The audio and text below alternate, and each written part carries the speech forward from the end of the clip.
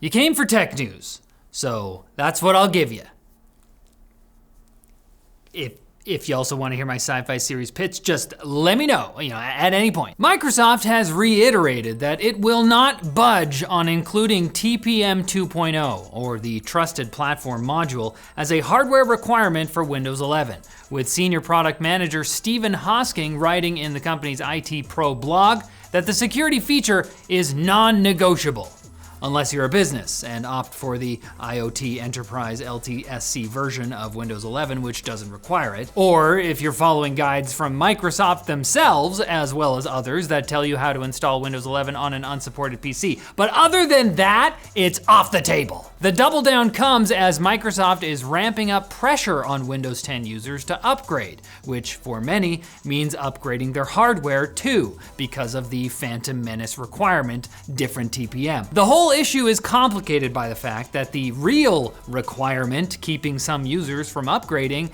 isn't even TPM 2.0. There are a couple generations of Intel and AMD processors that have that feature, but aren't included in the list of supported processors for Windows 11. So what does Microsoft actually want your PC to have to let you upgrade your OS? The right vibe? They actually don't even want you to upgrade. They just like popping ads up in your face. Got 'em. You're sick. Intel finally unveiled their second gen Arc GPUs yesterday after busting them out of freshly fired CEO Pat Gelsinger's office. He was fired because he wouldn't let the company launch them? That's not true. I'm just looking for a reason that makes sense. Linus Tech Tips has a full breakdown, but the TLDR is the Arc B580 will launch for $250 on December 13th, with the B570 launching at $220 on January 16th, in a number of colors and flavors, thanks to Intel having more board partners on board this time.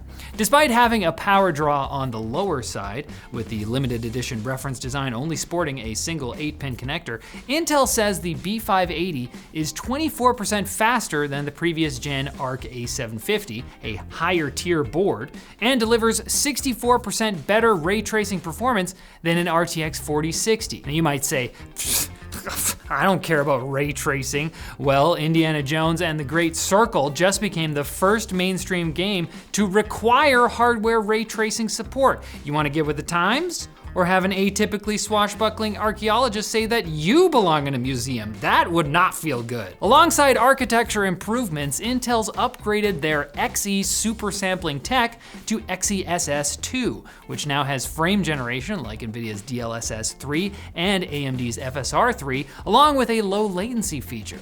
Intel is leaning hard into its aggressive pricing here, saying the Battlemage cards have 25% better performance per dollar than NVIDIA and AMD's 60-tier cards. And they've got about a month to convince gamers that's the case before Team Red and Green start dropping their own next-gen GPUs. NVIDIA is heavily expected to announce the RTX 50 series at CES, and AMD's own recently released code references both the RX 8800 and RX 8600. Look at me. You're gonna wait for the reviews this time before shooting your mouth off, right? You can do it.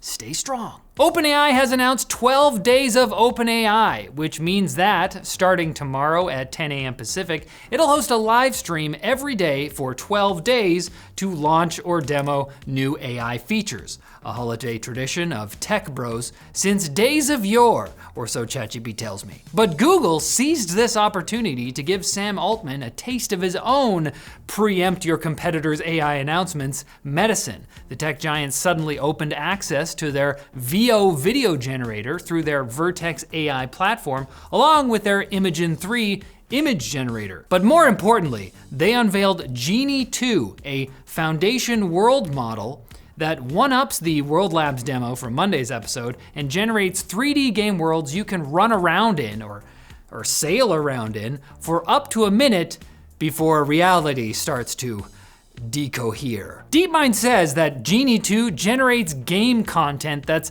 plausible, which I was going to say is the bare minimum for games, but then I remembered Kingdom Hearts exists. Unlike Descartes' AI-generated Minecraft simulation, Genie 2 can actually make it so the world looks the same, or at least similar, when you turn around, imagine, and can generate gameplay in multiple perspectives like first person, third person, and isometric. A few demos even showed characters interacting with objects in ways that stretch the meaning of the word plausible, but again, Death Stranding shipped, so. Genie 2 can render game protagonists as well as NPCs and lead to some fun situations. Like this one, where the player just stood in a garden and didn't move at all, and eventually a ghost appears. Huh? If that's not creepy enough, the Googlers took their previously announced generalist AI agents, capable of operating in any game, and dropped them into these nonsensical dream worlds, presumably as a kind of prank. Hey, wait a sec, is this AI? Yeah, just like you. Just like me, aw, that's funny. Oh, DeepMind also showed their new GenCast AI weather forecasting system, outperforming the current best-in-class model, but that's like actually practical stuff. What's even more practical is our sponsor, Grammarly, the AI writing partner that helps you find the words to describe this girl without being disrespectful. Whether it's that or, more realistically, writing a tricky email or a project proposal, Grammarly can help come up with initial ideas, check writing for clarity and tone, and ensure that the messy thoughts in your head are properly translated to contextually appropriate, coherent language. And upgrading to Grammarly Pro offers full sentence rewrites and tone suggestions while coaching you on why this isn't the right time to reference the Rizzler, while their App Actions feature lets you quickly insert links, GIFs, or documents all within Grammarly. Spend less time on back and forth and more time getting stuff done. Sign up and upgrade to Grammarly Pro today at grammarly.com/TL12. 1,000 years in the future, a space travel experiment has torn the fabric of reality and there's portals everywhere. Also, humans have evolved tails again. They came back. I'm working on it, but first, quick bits. In response to the US tightening export restrictions even more, China said it would ban rare minerals crucial to tech production from being exported to the US, who said it's just now realizing how much rejection can hurt. The banned minerals include gallium and germanium, of which China is the biggest producer. On the plus side, if stuff isn't being exported to the US, then it can't be subject to tariffs. So at least American companies won't have to pay extra for it. Win-win. The FBI and CISA, America's cyber defense agency, have warned the nation about the dangers of using unencrypted messaging, such as text messages sent between iPhones and Android phones. It's a bit of a strange warning coming from the FBI, which has historically opposed encryption, which makes it harder to get into people's phones for national security purposes. The thing is, it looks like Chinese hackers still have deep access to American communication networks after using a government backdoor to break in. So please make sure to use encrypted messaging apps until we can get these hackers out of here, and then we can go back to unencrypted so the right government can spy on you properly. Ubisoft has announced it's shutting down its free-to-play shooter XDefiant less than a year after launching and less than 2 months after denying reports that it was going to do this very thing.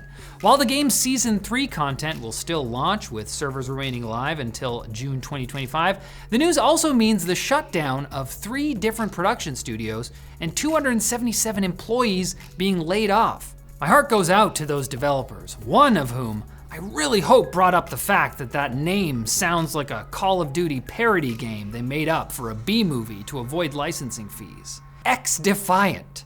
It sounds like a translation error. And the FTC won't let scummy companies be, proposing orders yesterday that would ban location data firms Ventel and Mobilewalla from selling location data, which can reveal details about consumers' visits to medical clinics and places of worship, sensitive areas. The ban would prevent these companies, which are some of the most prominent of their kind, from conducting their main business, providing location information to advertisers as well as government agencies like the IRS, DAA, and FBI. Man, they're not gonna be able to arrest anyone soon. Thankfully, the proposal is subject to public comment for 30 days before it can be made final, so go let the FTC know if you really want weird companies to still be able to dox you. And let me know if you want more tech news by coming back here on Friday for more. I think I'm gonna take a page from Tim Cook and keep doing this until the voice in my head says it's time. It hasn't said it yet, It says all kinds of other fun things though.